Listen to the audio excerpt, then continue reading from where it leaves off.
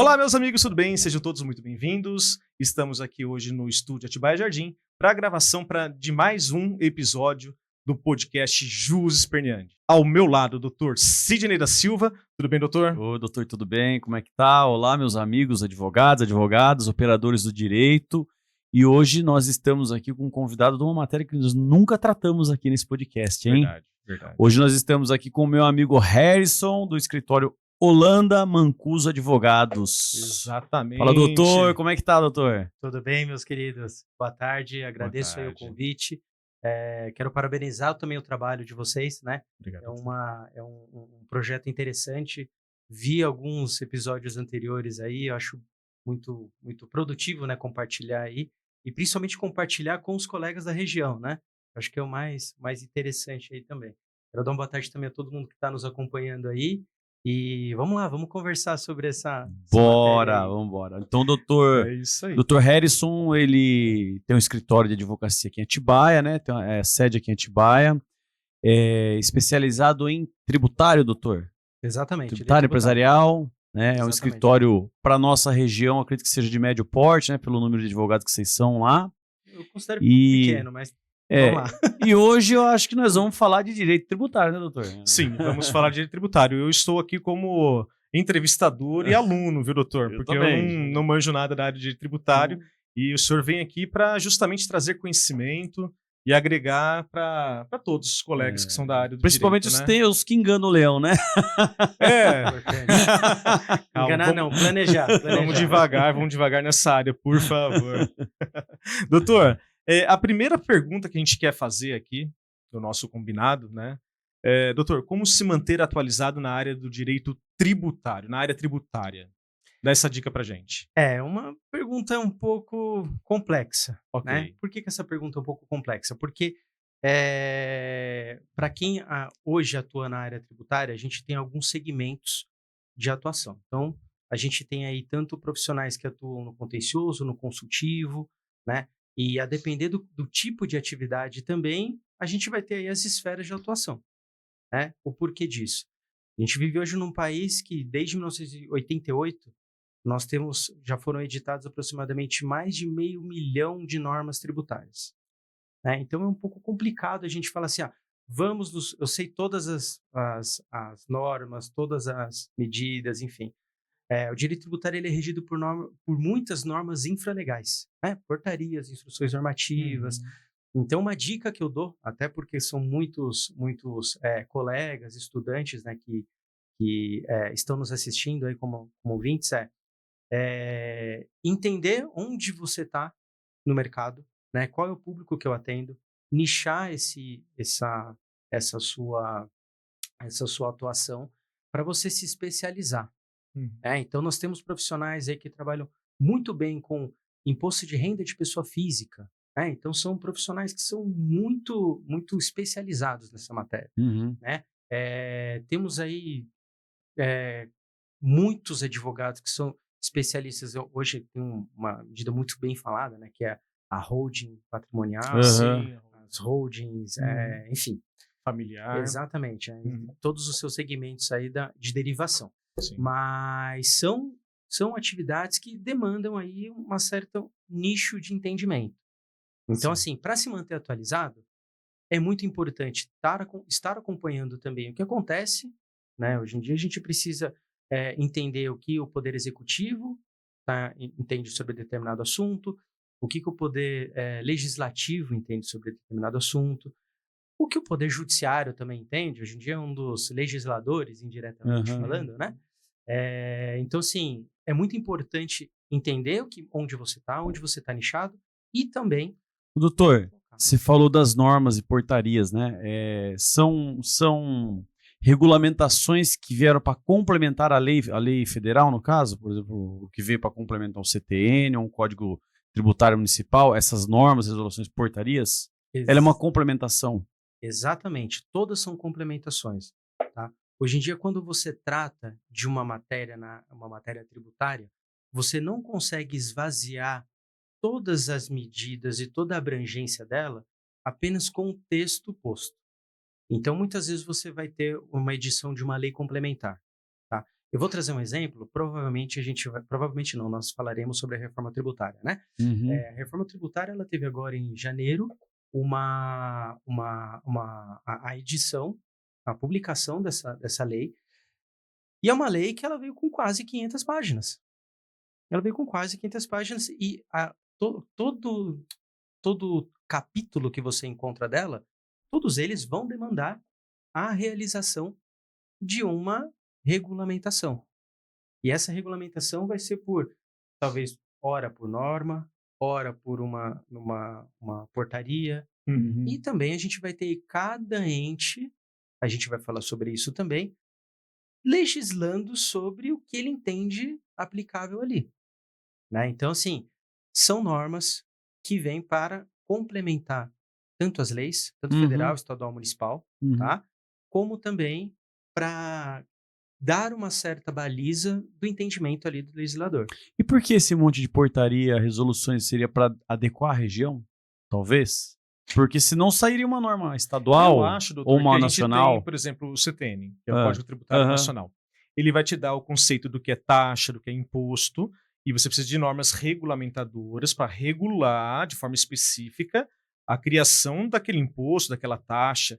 Então seria impossível você colocar na Constituição Federal todas as leis infraconstitucionais que nós temos, pensando, levando isso para o CTN, nós teríamos um CTN de 10 milhões de páginas.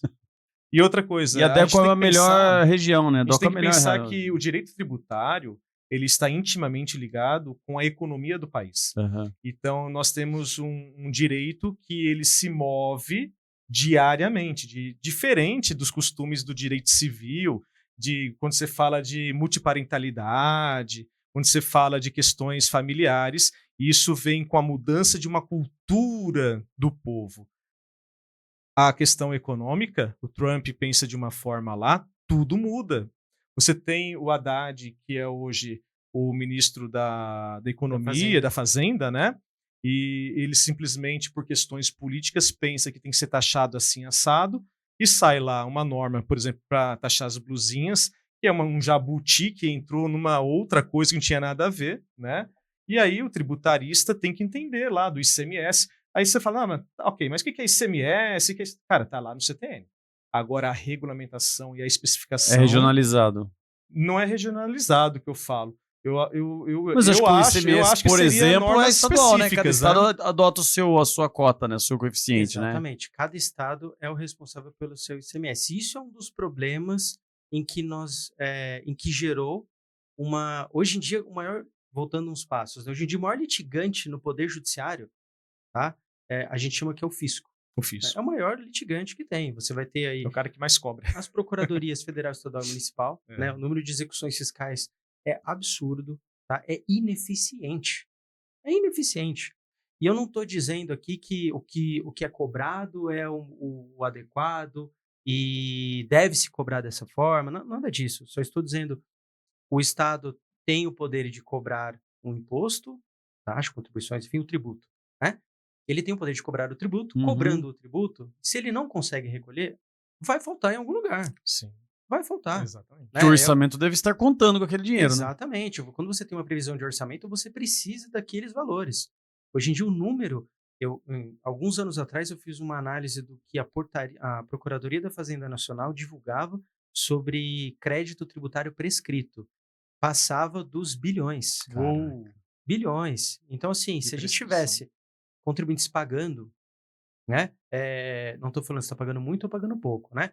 Mas com certeza a gente teria uma economia talvez um pouco mais pujante. Sabe que, só pegando um gancho, nós, recentemente, agora no começo do ano no escritório, nós entramos com um pedido de prescrição de uma dívida ativa de um cliente penal, que lá na condenação criminal dele, ele teve uma multa de R$25 mil mais ou menos, aí teve juro, correção, não sei o que, chegou quase na casa dos 40. E ele precisava resolver a vida dele, precisava seguir a vida dele, comprar um terreno, comprar isso, comprar aquilo, ele tinha medo, porque tinha dívida ativa. E quando a gente foi estudar o caso dele, estava prescrito, 30 e poucos mil, quase 40 mil prescrito. A gente, administrativamente, doutor, fizemos a nossa petição, mandamos para a PGE e a PGA declarou a prescrição da dívida. Então você vê, esse é um caso que eu tive contato. Eu não sou tributarista, né? Nós temos, se não me falha a memória, em 2000 eu não vou me lembrar, é a Lei 10.522. É uma lei que ela foi criada para autorizar que a Procuradoria da Fazenda Nacional pudesse, em todos os litígios em que tivesse uma hipótese, uma lista taxativa de situações, ela poderia pedir a concordância com o que o contribuinte estava dizendo. Ou seja, se você entrasse com uma ação anulatória, se você entrasse com embargos de execução, uma ação ou qualquer outra medida, uma exceção de pré-executividade, enfim, você poderia ter o reconhecimento da Procuradoria, né? O crédito seria extinto e o que aconteceria com o caso? Seria julgado procedente e teríamos condenação em honorários? Sucumbência não, né? Não. Não. Ela isenta a Procuradoria do pagamento de honorários. Existe alguma orientação para as procuradorias? A partir desse valor para baixo, não entra com ação que não vale a pena para nós. Nós temos uma demanda muito alta. Existe uma orientação sobre isso? Existe. O CNJ, recentemente, ele soltou uma normativa que execuções fiscais abaixo de, eu não me recordo se são 10 ou 20 mil reais, tá? Autoriza que os juízes possam julgar extinto o processo. Então, os juízes podem julgar extinto o processo, independentemente da manifestação do titular do crédito. Olha que legal. Tá? Não significa dizer que o crédito foi extinto, que não tem mais essa dívida. Não é isso. Tá? Hoje a gente está mudando, como bem mencionou o doutor, a sociedade vem mudando, né? E a forma como você identifica também a relação fisco-contribuinte também está mudando. Né? Então, hoje em dia, é muito mais eficiente você ter um protesto da dívida ativa no cartório do que você ajuizar uma execução fiscal. Porque uma hora o contribuinte vai precisar do nome, né? Sim. E aí ele vai ter que correr atrás para buscar de novos recursos, né? Enfim. Exatamente, é o nome dele, né? Enfim, então assim, você vai ter essa mudança também de paradigma no sentido de, hoje em dia, para alguns créditos, não é mais interessante você ingressar com uma execução fiscal. Judicializar não é mais interessante. Talvez, o cara tem tantas dívidas de milhões ali, por falta de tempo, de mão de obra do Estado, vai executar uma dívida de valor pequeno, então acho que tem que priorizar o que é mais financeiramente interessante para o Estado. Mas é uma mudança de paradigma, né? Sem dúvida. A gente teve recentemente teve um congresso de direito tributário que foi produzido pela FGV, que é um dos melhores que tem ultimamente, porque ele abre muito a voz dos próprios procuradores de poderem compartilhar o conhecimento deles. E recentemente foi informado que não é mais interessante crédito tributário de 50 mil, 40 mil, não é mais interessante você entrar com uma execução fiscal. O custo da máquina judiciária para isso é muito alto. Né? É muito alto. O tempo de tramitação de um processo. A gente tem, na nossa comarca aqui, a gente não tem uma vara da Justiça Federal em Atibaia. Sim. Né? Nós temos uma em Bragança Paulista. Sim. Nós criamos um monstro. Na nossa região, se você tiver uma execução fiscal, esse processo não anda.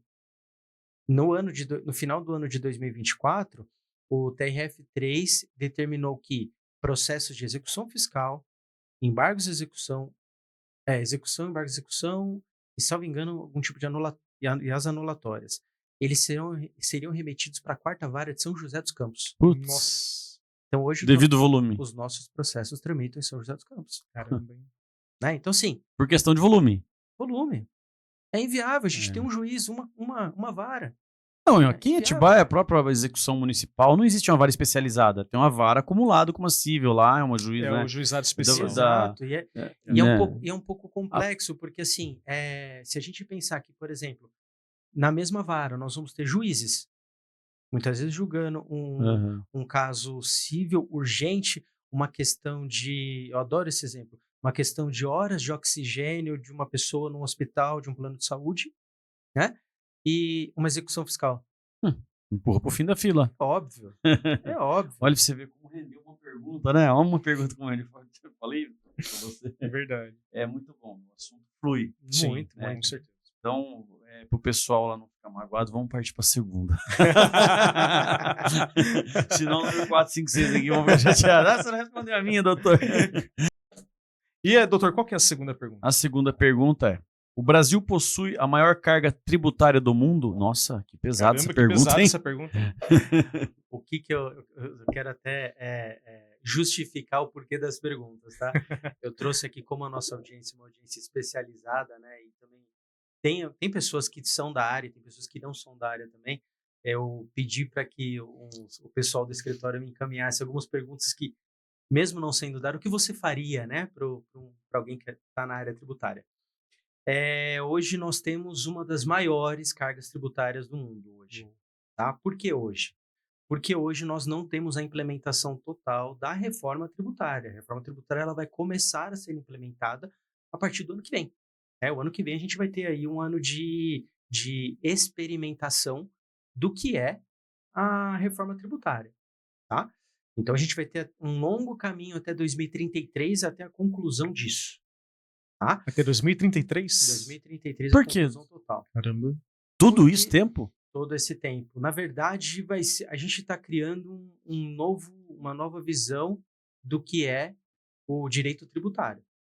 É uma nova visão. Tá? A gente vai ter uma mudança de alguns princípios, alguns paradigmas. Então, por exemplo, é muito comum a gente ver, eu tenho uma empresa, eu quero abrir aqui agora em Extrema, porque eu tenho benefício fiscal, e hoje em dia é assim, né? Você vai ter que tributar muitas vezes onde você está. Inclusive, belo exemplo, aqui Extrema tem indústria pra caramba. Tem, exatamente por isso, né? A Extrema, o município está muito bem localizado.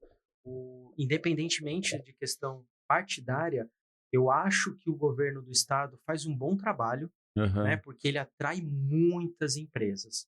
Muitas empresas. Isso é bom. Hoje em dia, eu vejo muitas empresas multinacionais que já chegam no Brasil com essa visão. Eu vou abrir no estado de Minas Gerais já porque tem esses incentivos.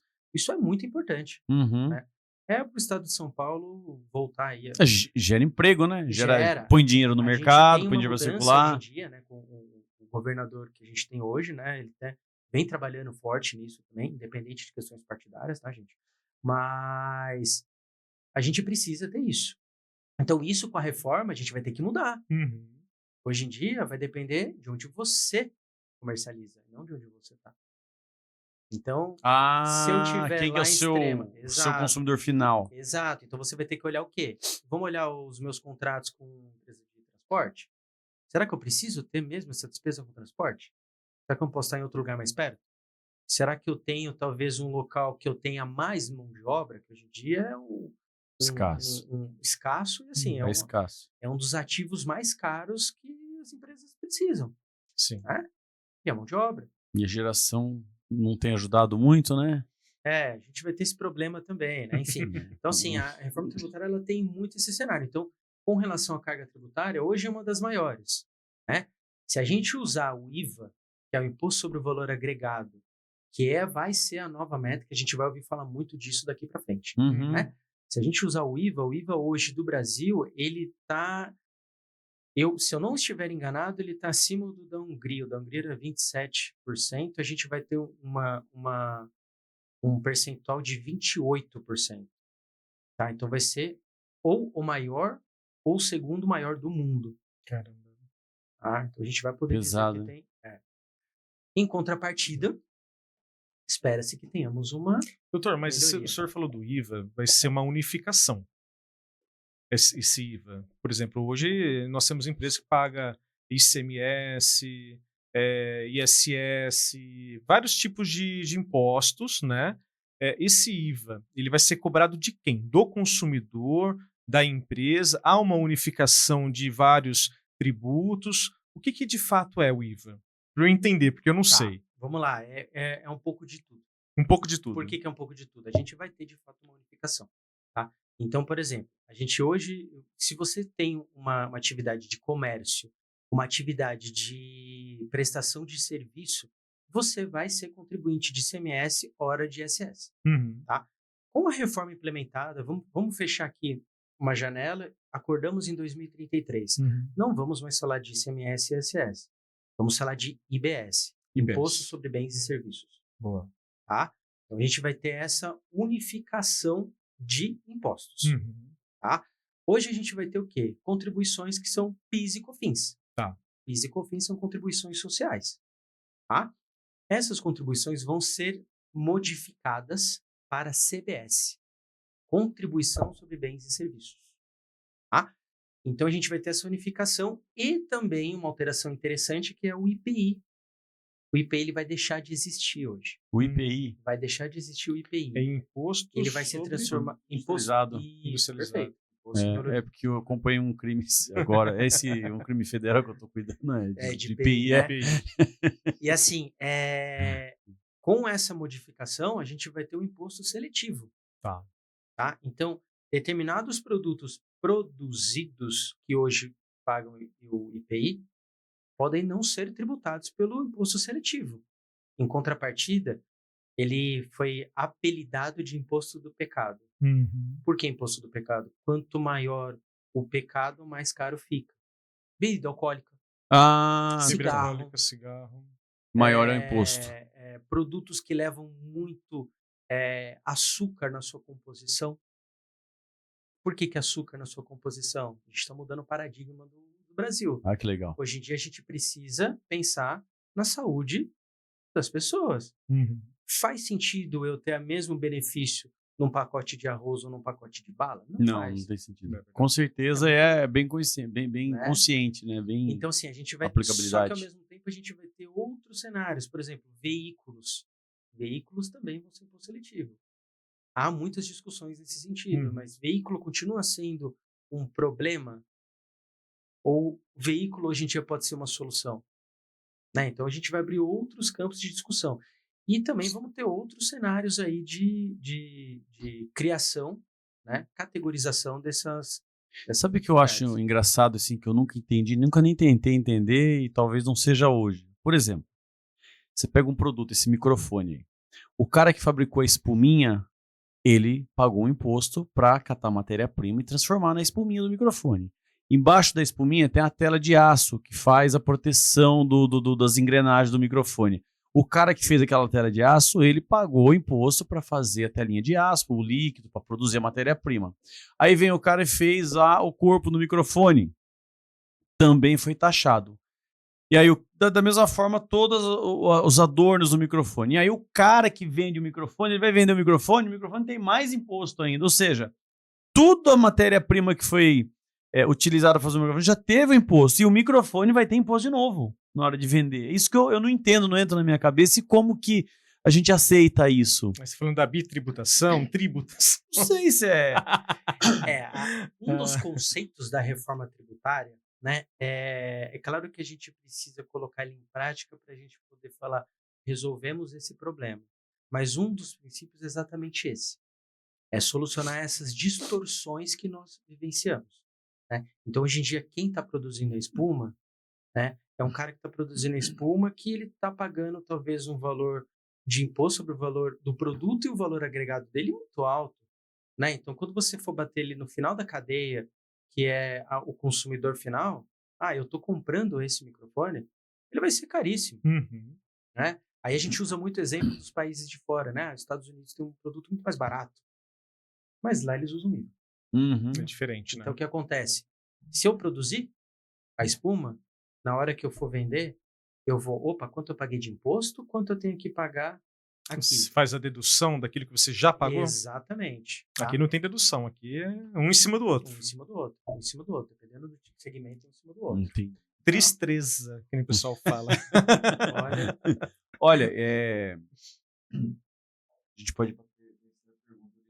Mas o que eu queria falar é o seguinte, eu tenho duas perguntas muito interessantes que é para nós, na nossa área, que eu queria deixar para o final, que eu acho que não vai dar para exaurir todas as nossas questões, e aí eu gostaria de deixar não gostaria de perder o time de fazer.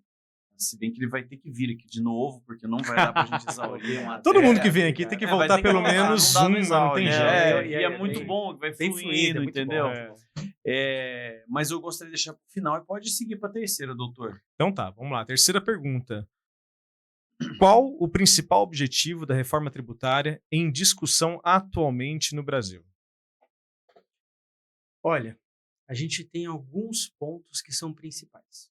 Né? O primeiro ponto é a gente tentar otimizar a complexidade tributária que a gente tem hoje. Uhum. Né? Qualquer advogado que está aqui nos assistindo, nos ouvindo aqui, se eu for tentar explicar para um cliente estrangeiro o que ele precisa para ter a sua atividade no Brasil, vai ter muito tempo, não vão entender nada e muito provavelmente vão fazer com que entenderem que é adequado. Porque é muito complicado, é um pouco complexo. Né? A reforma tributária, ela tende uma das finalidades dela é trazer uma certa simplificação.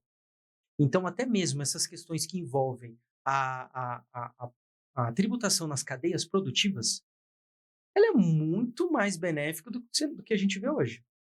Tá? Muito mais benéfica. A ideia hoje, existe um mercado muito grande também hoje em dia, que todo mundo acaba vendo aí, quem tem redes sociais acaba visualizando muito, que é o mercado de crédito tributário. Isso acho que pinga para todo mundo que tem. O algoritmo acha advogado, já enfim. manda. Por quê? De fato existe esse cenário, tá? Existem créditos sérios, existem advogados, empresas, enfim, né? Que são sérios nessa recuperação.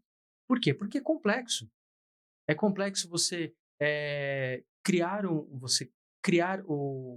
uma documentação para você pedir de volta. O processo é complexo. Muitas vezes você tem que levar para o poder judiciário, porque você não consegue operacionalizar isso via sistema, né? Administrativamente. Então, assim, você não consegue muitas vezes usar esses créditos na sua operação. Então, a reforma tributária, ela tende a trazer determinadas situações de, olha, contribuinte, você não vai ter mais crédito. O que acontece? Gerou um saldo lá que você tem a receber, você vai receber. Vai cair na sua conta. Você não vai ter que se preocupar, não vai ter que gerar um problema muito grave, não tem que gerar processos administrativos. Não. Gerou um crédito na sua operação, ele vai cair na sua conta. Tudo bem? Entendeu? Isso é quase uma utopia, né? Tão lindo de se pensar, né? Será que vai acontecer? Eu vou dar um exemplo de uma outra utopia também que envolve a reforma tributária. Não acho que seja utopia. Eu sou um cara muito crente e eu sou muito favorável a essas ideias. Entendi. Um dos pontos da reforma tributária é um modelo de arrecadação chamado split payment. Tá. O que significa dizer? Se eu vendi para o Dr. Daniel, tá? Vendi para o Dr. Daniel aqui e eu tenho que pagar R$100 de IBS. Tá? Eu tenho que pagar R$100 de IBS. Quando eu for fazer uma operação, tá?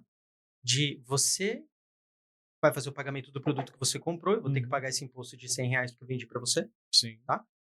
O sistema vai olhar na minha conta, não minha conta minha conta corrente, Sim. a minha conta junto ao fisco. Certo. Né? Se eu tiver R$150 de crédito, ele vai deduzir os R$100. Então, aí eu vejo qual é a finalidade do Drex. Porque olha só, você vai deixar de ter um dinheiro físico, o dinheiro vai ser 100% digitalizado futuramente, então você não vai ter mais o dinheiro em espécie. Papel. Não vai ser papel. Não vai ser papel. Vamos pensar que no futuro vai ser tipo uma criptomoeda. Não tem mais o lastro, que é o ouro. Já reduziu bem a circulação isso. do papel, né? Com Pix, com essa com E cartão aí, de débito. olha né? só que doido. Você não tem mais a liberdade de você comprar, vender, ou ficar devendo impostos, ou sonegar impostos, porque o dinheiro não é mais teu, e o dinheiro ele passa a ser um dinheiro digital, e quem não quiser fazer parte do mundo do dinheiro tem que trabalhar com escambo. Voltar a ser pessoas primitivas. Pensa comigo. Né? É algo futurístico, algo que, se a gente for pensar, já me vem à mente, quem conhece aí já assistiu Black Mirror, então sabe do futuro, né? E, sei lá, é assustador para mim. Né? Eu tenho 42 anos, agora em 2025, imaginar daqui uns 20 anos a tecnologia chegar ao ponto de que a gente assiste alguns filmes, vamos pagar, encosta o chip, tá pago, sabe? Parece absurdo, e né? o dinheiro não é nosso, o dinheiro tá numa tela, Parece e você absurdo. não tem lastro, e não adianta o país produzir ouro ou ter isso, ter aquilo, porque não tem mais valor. Imagina que louco isso. Como você troca? Então, Como você vai trocar as coisas? Eu acho que assim, o Drex ele vai casar muito com isso.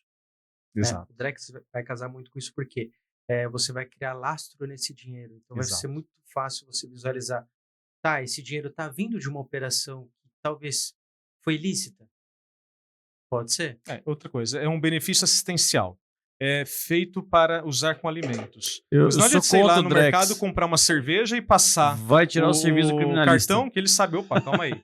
Tá passando um benefício assistencial para comprar cigarro, cerveja, fazer a aposta no tigrinho, né? Viu? Sou Desse contra lado, o Drex, pelo menos, vai tirar o vai nosso ser bom. serviço. Vai tirar Por que o vai serviço tirar o nosso criminalista. serviço? Vai ficar tudo rastreado, não sabe onde veio, pra onde vai, Mas não eu vai ter acho- mais um... Eu acho que assim, o caminho do Sempre vai ter Drex, problema. uma opinião pessoal, o caminho do Drex ele tem um longo caminho a ser percorrido. Tá? Por quê? Nós estamos dando esse exemplo, só que nós vivemos numa região privilegiada. Não podemos não Se ser fala Brasil. exatamente. Ou você está falando do Estado? Não, como Sudeste. sociedade tudo. Ah, Como tá, sociedade. tá. Sociedade. Mas nós vivemos aqui, do ponto de vista regional, uma certa privilégio. Aham. Imagina você falar de Drex para uma determinada população no interior de um estado, Não tem condições. tá? Que male chegou uma boa qualidade de internet. Quanto mais você falar Que a água tem que chegar de caminhão-pipa a cada 4 dias. Então, Exato. Como então, é que você assim, vai falar de Drex num lugar desse? Essas- Onde meu pai mora é assim. então essas isso aí. distorções, eu acho que vão fazer com que o Drex vai caminhar numa certa Passo de tartaruga. passos de tartaruga, exatamente. Meu doutor, voltando aqui, aliás, continuando na questão 3 sobre a reforma tributária, é uma curiosidade. Existe algum setor da sociedade civil que é contra a reforma, que se sente prejudicado, que acha que vai prejudicar, ainda que seja, porque eu não vou conseguir mais fazer isso, não vou conseguir mais fazer aquilo? Olha, Formalmente, tudo bem, pode ser que não tenha, mas por trás dos bastidores existe uma classe, um setor que é contra? nós temos aí, principalmente prestação de serviço. Prestação de serviço. Nós, advogados, a princípio, nós tínhamos uma tributação extremamente elevada. A depender do tipo de sociedade de advogado que você tivesse, você teria aí talvez mais de 300% de tributação.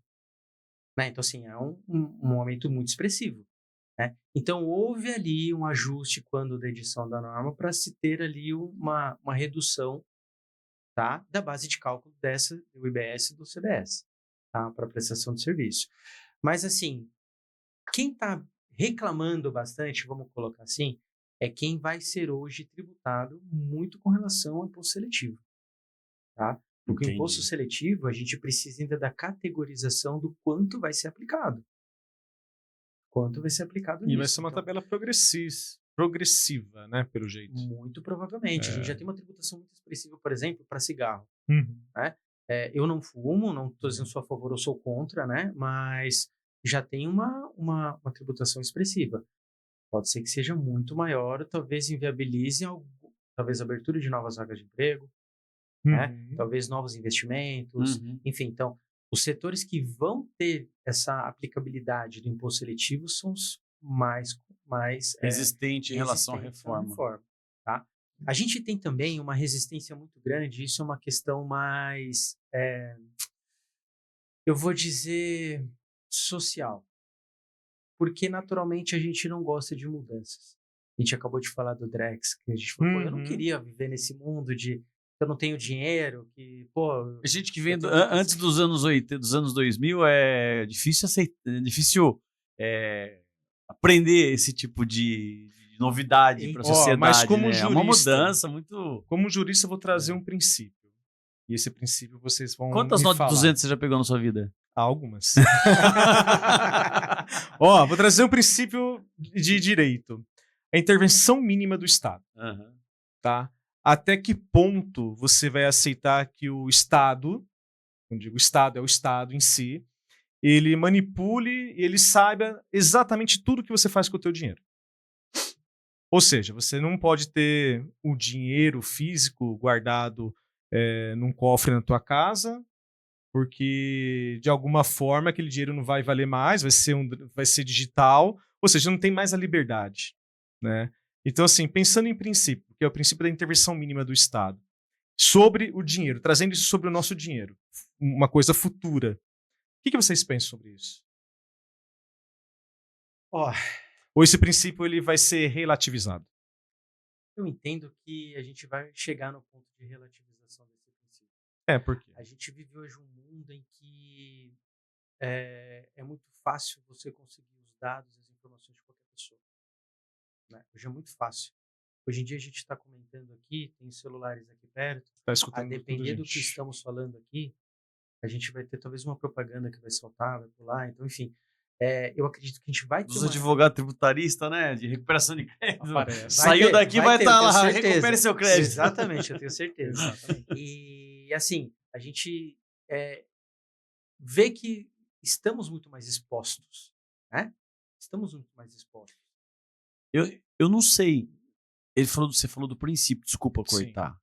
Eu não sei nos outros ramos do direito. A intervenção mínima do Estado eu uso muito no criminal. Muito. Muito. É muito aplicado. Não sei nos outros ramos do direito se é aplicado e se é usual esse princípio, inclusive no tributário, se que mexe com o tributário.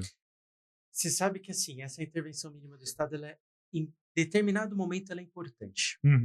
No começo da minha carreira, eu via muito essa expressão em que eu pago muito imposto, é injusto pagar imposto, eu não tenho que pagar imposto.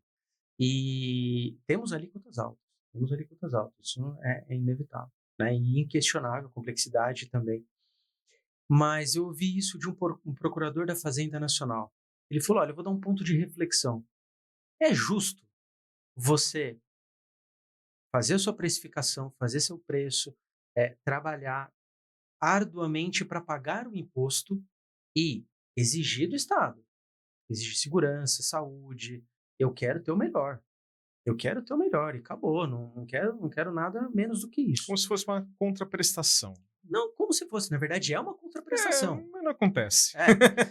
E ele falou, faz sentido o seu concorrente não pagar imposto, tá concorrendo com você de forma desleal, de uma forma desleal, né? Covarde, né? Faz sentido? Covarde. Então, assim, aí eu parei para pensar nisso. Então, no tocante à intervenção mínima, eu acho que, por um lado, de fato, é um pouco estranho, né? O fisco tem acesso ao meu dinheiro.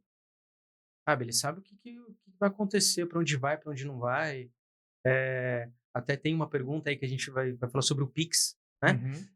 Então, enfim, cara, mas será que compensa também termos aí empresas, contribuintes que trabalham na clandestinidade, que tem muitos dinheiro em nome de laranja. Toda a sociedade perde. Não, aí toda a sociedade perde, né? Todos perdem. Porque é um dinheiro que poderia o Estado aplicar. Tira o popularismo de falar, mas o Estado rouba, o Estado não faz nada. Tira, eles não faz nada. Mas assim, é um dinheiro que o Estado poderia aplicar no hospital, no asfalto, na Transamazônica, entendeu? É que a gente cria uma persona, né? Quando na verdade o Estado ele tem que ter essa contraprestação. O tributo pago, ele serve exatamente para isso. Nós temos que ter segurança, nós temos que ter saúde, nós temos que ter educação e temos que ter de qualidade. Aí se a gente volta lá para aquela pergunta anterior, o Brasil tem uma carga tributária elevada. Será que a gente tem uma saúde, uma qualidade boa? Será que tem uma segurança boa, compatível com o que recolhemos? Então a gente tem uma distorção. Então talvez essa distorção tenha que ser corrigida. Talvez corrigir essa distorção com uma informação do Estado do nosso dinheiro, querendo ou não, já tem. Talvez a reforma atraia mais contribuintes, né, que talvez hoje seja informal, atraia...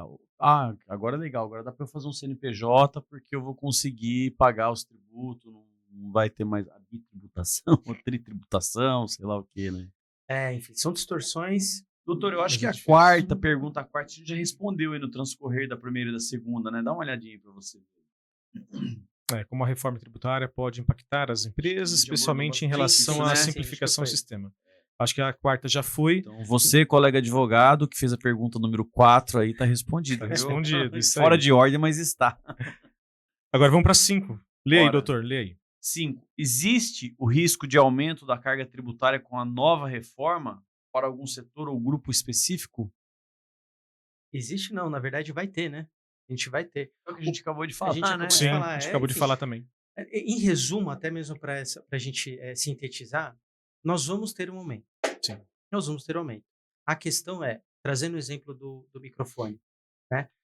O microfone eu vou ter muito valor agregado aqui, vou ter imposto um em cima do outro, embora a gente tenha um princípio constitucional de que a gente não tenha que ter imposto incidente sobre outro, né? Mas no custo efetivo, a gente vai ter. Vai existir. Então, vai ter essa distorção. A reforma vai pelo menos o que se espera que se corrija essa distorção, né, para que o produto que saia, que ele começou lá com uma prévia de R$ 3, R$ 4, ele seja vendido lá uma prévia de R$ 5. Uhum. Não hoje em dia que a gente encontra 10, 15, enfim. Então, a gente espera-se que se corrija, tá? Mas vamos ter. A questão é que no meio do caminho a gente vai ter talvez aí uma melhoria no cenário, Uhum. tá? Hoje em dia, até um dado interessante, hoje em dia algumas empresas, principalmente grandes empresas, elas conseguem mensurar o custo para você cumprir as obrigações tributárias no Brasil.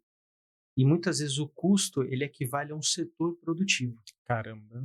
Então é muito expressivo quando você fala de cumprimento de obrigações. Então, quando você vai falar de, imagina uma empresa que tenha um segmento de atuação que ela envolva, vamos colocar 3.000 municípios. No Brasil, a gente tem acho que mais de 5.500 municípios. Isso. A gente fala de mais 3.000 municípios. Imagina a loucura que é você conseguir identificar a base de cálculo ali de cada um deles, se o que tem, o que não tem, se vai ter um IVA, se vai ter uma subvenção tributária, se não vai. Enfim, então, é um custo muito expressivo. Então, um dos objetivos da reforma é que isso se corrija. Uhum. Tá? Perfeito. Vamos para 6. Quais os maiores impactos da reforma tributária para empresas do Simples Nacional e ou pequenos empresários? Cara, essa pergunta é sensacional, viu? Quem fez está de parabéns.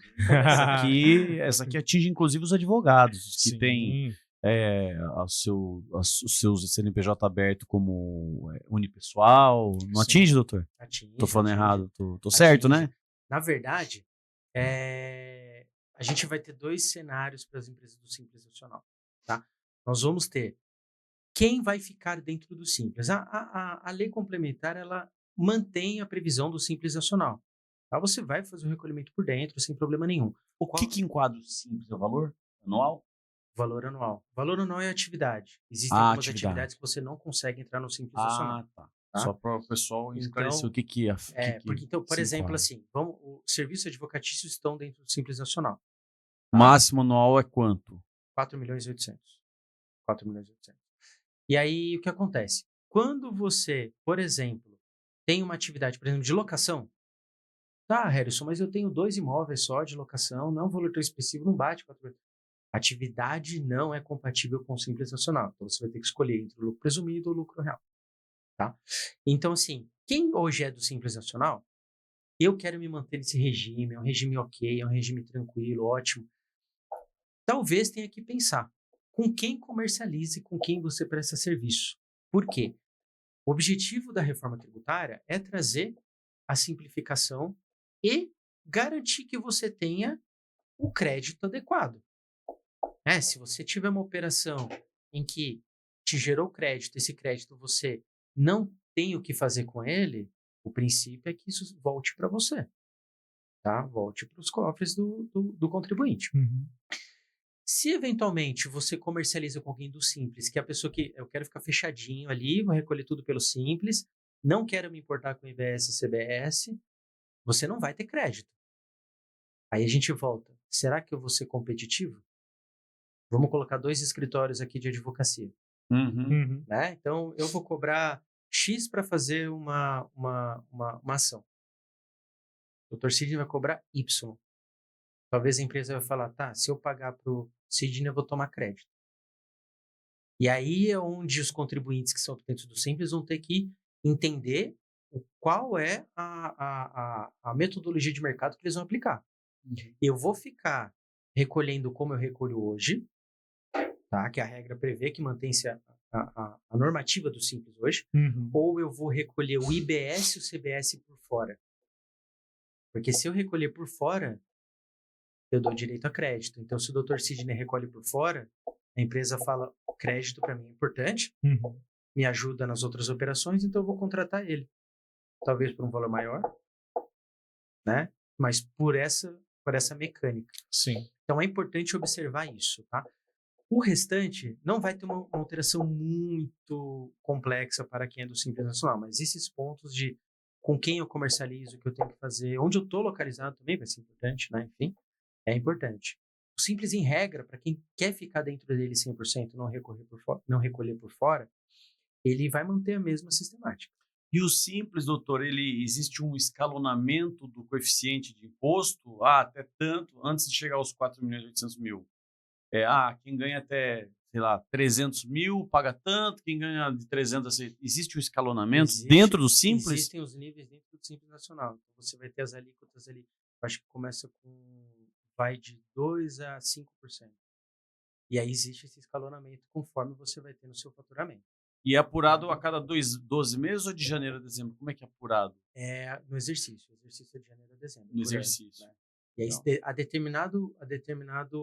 acima de 4 milhões, acima de 3 milhões e 600, salvo engano, não me recordo o limite, você tem que recolher ICMS ou ISS por fora. Tá? Você não recolhe por dentro, você recolhe por fora. Tem que recolher por fora. Eu vou atravessar uma pergunta aqui. Vai, vamos lá. Não tô me aguentando. Só pelo tom de voz, aí você capciosa.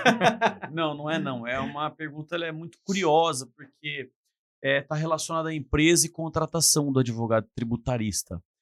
Em que momento o empresário ou o microempresário vai ter um start na sua vida que é necessário consultar um advogado tributarista? Existe um start em relação financeiro, em relação à atuação que ele teve, ou existe algum momento propício que ele deve procurar? Eu sou pequenininho, eu tenho 3, 4 funcionários, não preciso de um advogado tributarista. Você recomendaria, por exemplo, se você visse de fora uma empresa que atingiu determinada situação, você fala, você precisa consultar um advogado tributarista e fazer consultoria ou um planejamento mensal? Olha, essa é uma pergunta que talvez eu não consiga te dar a resposta, mas eu vou te dar exemplos práticos. Ótimo. Uma empresa pequena, que hoje em dia ela vai falar assim, olha, eu vou começar, eu preciso de um advogado tributário? Entendo que não. E o porquê disso? Porque se ela tiver uma boa contabilidade, e eu até quero deixar registrado aqui, né, que hoje é o dia do contabilista, então parabéns aí para os contadores. Né, estão sofrendo aí nessa época de imposto de renda, né?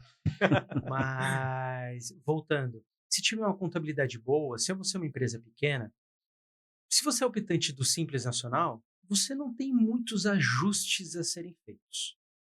Né? Você não tem muitos ajustes porque o Simples Nacional ele é um sistema mais palatável, mais fácil, né, de você poder trabalhar, mas ao mesmo tempo você não tem tantos mecanismos, tá?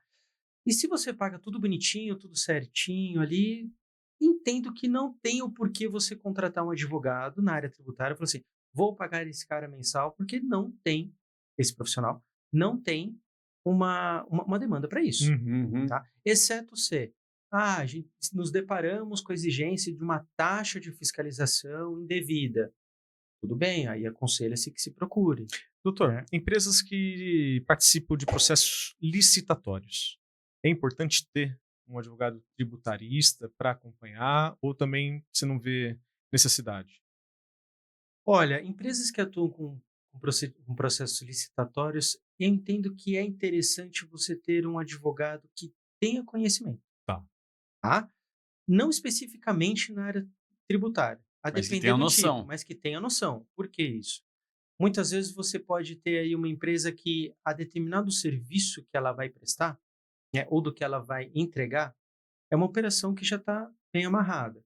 Agora, por exemplo, uma construtora deve ter um advogado tributarista ali para poder fazer algumas revisões. Por quê? É um tipo de atividade, né? Empresas que são consultoras é um tipo de atividade que gera crédito. E hoje a gente está falando da lei que a gente tem hoje, que a gente vivenciava. São créditos que são gerados, muitas vezes ela não consegue operacionalizar. Então, talvez um advogado consiga auxiliá-los nesse caso, né? Uma das coisas que eu entendo que é muito importante, por isso que talvez os contadores também no início são interessantes, não sei se vocês sabiam, mas influencia muito a tributação o KNAI da sua empresa. Então, o KNAI não pode ser escolhido aleatoriamente, porque eu acho, eu vou vender isso aqui lá na frente, isso aqui para mim é importante, isso aqui não é. Isso é uma coisa que você tem que estruturar quando você vai montar a empresa ou quando você vai fazer um processo de ampliação. O KNAI, para quem não sabe, é o Cadastro Nacional de Atividade Econômica. Perfeito. Que é o que determina o segmento da sua empresa. Então, às vezes, dentro de uma empresa, uma transportadora, tem 10 KNAI, tô errado? Exatamente. É o KNAI. Exatamente. Então, assim, porque isso vai delimitar o quê? A depender do tipo de empresa, você coloca um KNAI em que você acaba sendo obrigado a, talvez, cumprir uma obrigação estadual, mas você presta serviço. Não tem Aí nada é o papel de um contador que tem bastante habilidade no que ele faz, né? Exatamente. E onde entra um advogado aí que tem um viés tributário? Se eventualmente você for exigido de alguma taxa, alguma contribuição que decorra dessa atividade, né? Hoje em dia, ele é um viés um pouco previdenciário, mas eu gosto muito, tá? Que é o previdenciário de custeio. O que é o previdenciário de custeio? Funcionário hoje se machuca. Ele vai ter lá o afastamento dele do INSS, sem problema. Mas esse comunicado, o CAT, né? O Comunicado de Acidente de Trabalho, ele gera dados. Né? Os dados gerados para são o Estado. Para o Estado. Certo. E aí o que ele vai fazer? O Estado ele vai criar um banco de dados para dizer, qual que é o KNAI dele? Qual que é a atividade? Machucou? Ok. Aumenta o risco. Vai aumentar o risco. Consequentemente, as contribuições previdenciárias sobem. Né? E aí, um advogado... Conforme vai acumulando acidente em determinado KNAI, esse KNAI é um KNAI de risco. Tem que aumentar a carga tributária sobre ele. Olha, exatamente. E aí, anualmente, é publicado o FAP. Né? O FAP ele tem esse viés, que é o fator de acidente previdenciário.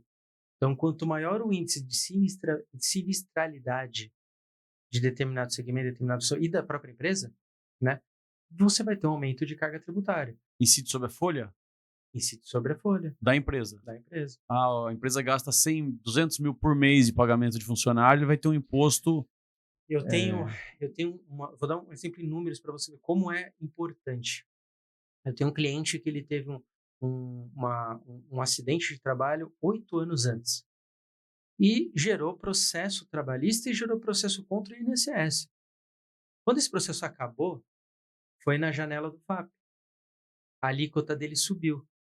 No final do ano, ele recolheu mais de 400 mil reais de aumento de carga previdenciária. O FAP atinge só aquela empresa ou é um dado geral de todos os KNAIs? É um compilado do KNAI com a empresa. Com a empresa. É um compilado do KNAI com a empresa. Então, o tratamento é individual. Ele é individual. Tanto que ele é possível você fazer a impugnação dele individualmente. Doutor, como é que nós estamos de tempo? Doutor, nós estamos com uns 53 minutos de gravação. Tá. Doutor, a gente tem uma prática aqui de você contar um caso prático seu, tá? Que é legal, ilustrativo, que a gente tem muito estudante de direito que assiste o podcast. E é ilustrativo para os colegas, tá? Sim. Então pode ser, de preferência, um caso que não esteja sob sigilo e não precisa dizer nome, mas um caso de verdade que você vivenciou, que você achou interessante, que talvez tenha saído um pouco da normalidade da advocacia, entendeu? A gente tem esse caso prático, mas esse você pode deixar por último. Eu só estou te alertando que você já vai pensando em alguma coisa aí, tá? Temos mais uns 20 minutos, doutor? Tem, mais uns 20. Tem. Para nossa categoria, doutor, uma orientação, que eu sei que acho que talvez a maioria esmagadora dos advogados, eles não têm CNPJ. Então eu gostaria de uma... Sabe como a gente está fugindo da nossa coisa, mas para o advogado é importante. Eu gostaria de uma orientação para os advogados. O advogado faz um CNPJ, não faz? Por que seria importante fazer? Por que não é? E eu gostaria que você trouxesse esse tema Calma pra aí, gente. esse tema é muito legal, mas vamos colocar esse tema que você colocou da seguinte forma. O recém-formado, né, o colega que saiu da faculdade, pegou a carteirinha, e aí ele vai montar um escritório do zero, ele e o colega de sala. Indica abrir CNPJ ou não? E aí vão Qual pensar CNPJ? Aí vão pensar no outro cenário. Um advogado que já tem mais de 10 anos de advocacia e, assim, ele tem advogados associados, às vezes tem sociedade, às vezes não. Esse camarada tem um faturamento mensal médio. Esse camarada indica abrir o CNPJ ou não? Trouxe 2 cenários. O Ótimo. recém-formado e um advogado com 10 anos com uma renda média. É pra te surpreender, que se você pesquisou essas perguntas aqui... Tudo bem. Olha, eu vou responder e vou responder com um olhar pessoal que eu tenho. Perfeito. Ótimo, Eu acho é que isso. assim, quem está começando na carreira agora, tá? É importante observar o quê? Uma opinião pessoal, tá? Isso é uma questão pessoal. Eu acho que é muito prudente que você se venda da melhor forma e como profissional você é, né? Então, por exemplo, onde eu estou prestando serviço? Eu estou nichado em que ponto? Eu posso muito bem montar um escritório, ser um especialista em impugnações de imposto de renda contra a Receita Federal. Eu vou atender pessoas físicas. Talvez as pessoas físicas não queiram nota fiscal, né? Mas vamos lá, ponto de vista de imagem. O que a gente vem falando? Será que eu devo exigir do Estado segurança? Será que eu devo exigir do Estado uma educação se eu não estou recolhendo imposto? Porque às vezes é muito complicado. Às vezes, se você atende muitos clientes, pessoas físicas, você perde o número de... Você não vai conseguir declarar tudo que tem ali e às vezes escapa. Né? Que ninguém da Receita Federal esteja escutando esse... De preferência os de Bragança, inclusive. Não escutem isso. Alguns juízes nos escutam, então... Esquecemos de avisar. Tem juiz que assiste o podcast, viu? Tudo bem. Não, não é brincadeira, não. É sério. Não, mas isso é uma verdade. Então, assim, do ponto de vista até mesmo do nosso posicionamento como profissionais do mercado, né? Então, assim, se a gente sabe que o começo é complicado. O começo para quem acabou de se formar ali, vou começar do zero, é complicado. Então, assim, você vai ter um custo com contador, na verdade, um investimento, né? Você vai ter um investimento com contador, você vai ter um investimento aí de pagar impostos e tal. Muitas vezes não vai ter nem ali o que ser feito. Então, acho que isso pode ser um segundo momento, até pela situação econômica, tá? Agora, quem já atua no mercado, quem tem uma carteira aí produtiva, onde você está? Será que você atua para empresas? Será que é interessante para as empresas? Aí vamos trazer a reforma aqui.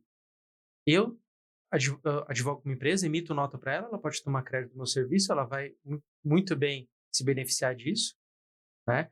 Eu tenho acesso a talvez outras coisas, outros benefícios aí, né? Enfim, hoje em dia a gente vê benefícios, a gente até acompanha muitos benefícios para colaboradores do escritório, enfim, é muito vinculado a CNPJ, né? Então, acho que por esse viés é importante CNPJ. Mas o cara que recolhe pela pessoa física, ele paga um percentual. Se ele recolher por um unipessoal, eu tenho unipessoal, por exemplo. O meu, acho que, se eu não me engano, é 4,5%. Você recolhe menos.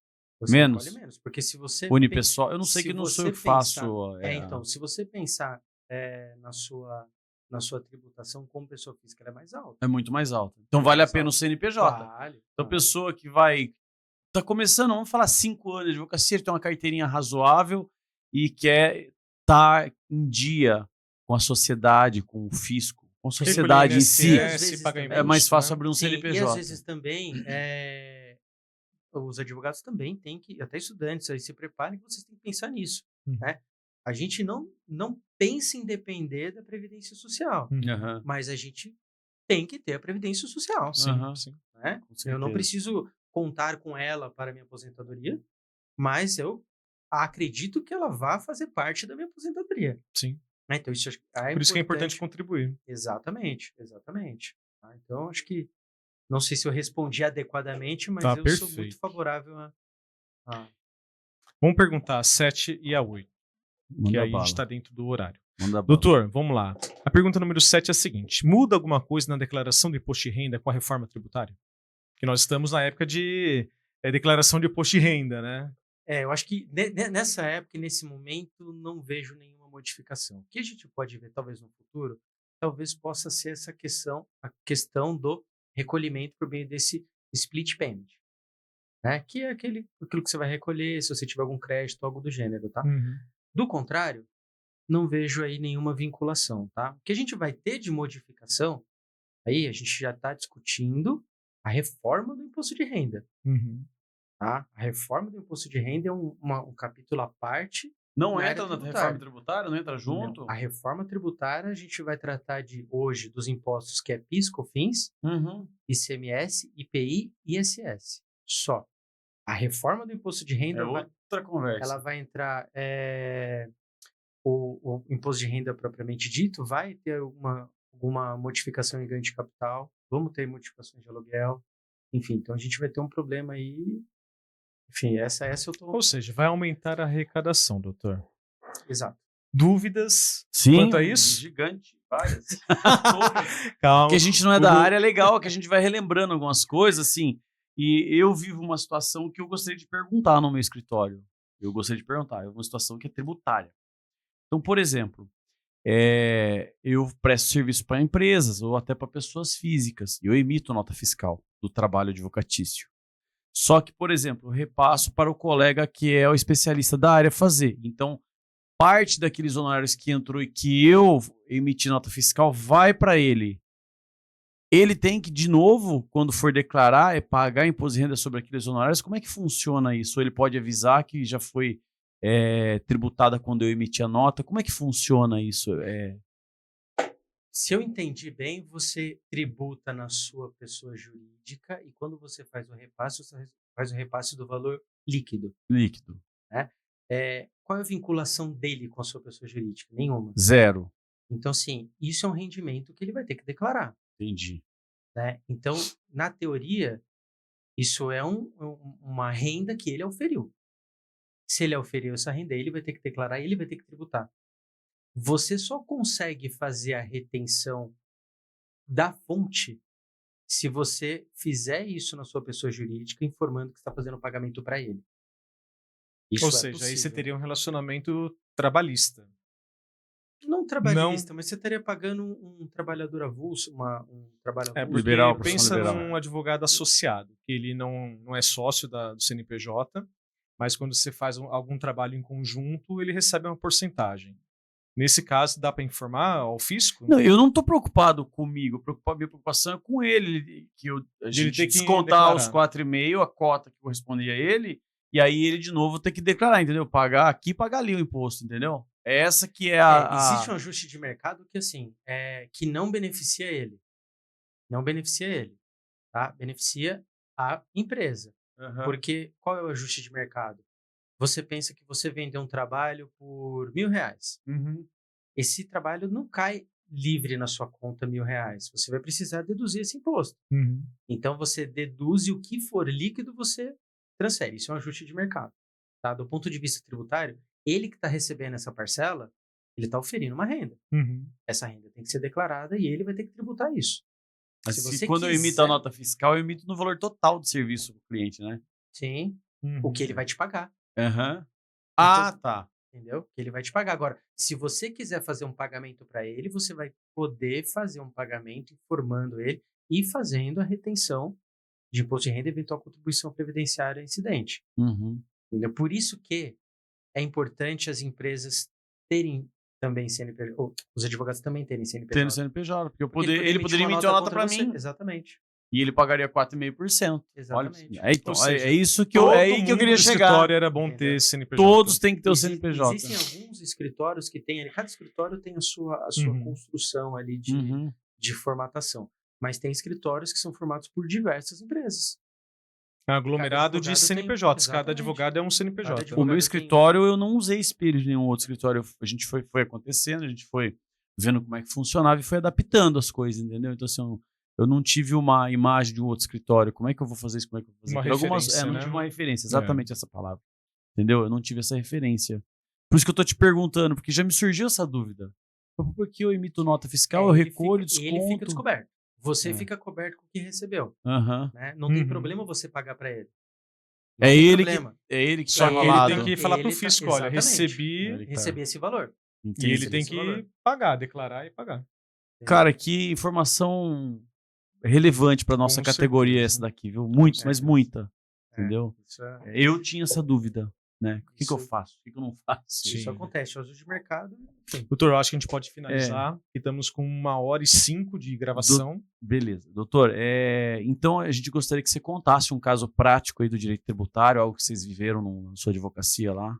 Algo que marcou, Ah. talvez. Ó, eu vou contar uma coisa que talvez sirva de exemplo para os novos profissionais aí. Que assim, eu acho que a nossa posição de imagem é uma posição muito interessante. Né? São 3 histórias que aconteceram e resultaram em uma só. Tá? Em um determinado momento, eu fui procurado por uma senhora e ela... Hoje eu não faço mais atendimento de final de semana, né? Mas ela pediu para que eu atendesse ela de final de semana. E ela chegou no escritório chorando, em prantos, assim. Ela falou, olha, eu tenho um problema, um processo seríssimo, que envolve o meu pai, que deixou uma empresa, e ele abriu empresa no nome da minha mãe vai perder a única casa que ela tem, e a gente usa essa casa para o aluguel, para pagar a clínica dela, para pagar os medicamentos, etc. E a gente vai perder. E se tiver que perder, eu vou perder também, mas assim, eu preciso ter paz que eu adquiri uma doença, né, por causa desse processo, eu nunca devi nada na minha vida. Eu falei, não, calma, vamos entender, vamos identificar. Ela tinha um processo que tramitava mais de 10 anos. Né? Uma execução fiscal que tirou muito dinheiro dela, tá? Enfim. E aí eu fui entender. E era lá no interior de Minas Gerais, enfim, uma execução federal.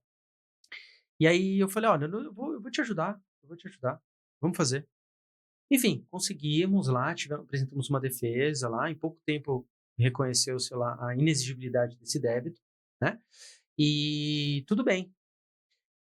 Passou um tempo, ela me agradeceu, enfim, ela mudou, ela até disse que ela se curou da depressão que ela tinha, tal, por isso. Uhum. Então foi muito interessante, foi muito legal. Em um determinado momento eu estive na Receita Federal e eu gosto de conversar com as pessoas, né? Eu estava conversando com o auditor e o auditor falou para mim assim, tem uma ação que não dá para fazer tal coisa. Eu falei, não, eu tenho uma liminar que eu consigo. Ele, não, você não tem. Eu falei, tem uma liminar do juiz da segunda vara de Jundiaí, etc. E, muito bem. Ele falou, deixa eu ver essa liminar. E eu mostrei, até estava no celular. Eu falei, tá aqui a liminar e tal. Ele me deu o telefone de uma dona de empresa. Uhum. Falou, liga para ela que ela tá com esse problema. Ela veio aqui essa semana. Eu falei, liguei. Eu liguei. Falei, tudo bem e tal. Quem me passou o seu contato? Foi o auditor, ele até pediu desculpa. Ele não faz isso, mas como você está desesperado com esse problema e tal, eu tenho uma decisão e tal. Ela falou, como que é seu nome mesmo? Meu nome não é muito comum, né? Falou, nossa, quem é esse cara que tá me ligando, né? Coisa estranha e tal. Essa mulher trabalhava nessa empresa. Aí ela, opa, esse advogado? Eu conheço ele, hein? Esse cara, ele me salvou. E ela contou a história pra dona da empresa. A sua cliente trabalhava para essa mulher que você ligou para ela. Nossa. E aí, a dona da empresa me ligou. E ela me contou isso. Ela falou, olha, eu só te chamei aqui porque a minha funcionária ouviu o seu nome, falou do que você fez, e aí a gente fez, eu fiz uma ação, deu tudo muito certo. Então, assim, isso me chamou muita atenção por dois motivos. O primeiro, muitas vezes a gente não sabe o que o nosso trabalho bem feito causa na vida dos nossos clientes. Muitas vezes a gente escuta um obrigado, e esse obrigado, ele muito mais obrigado, mas ele é muito maior para ele. A gente não sabe, talvez, o que a gente tirou dele, né? Em todas as áreas, enfim.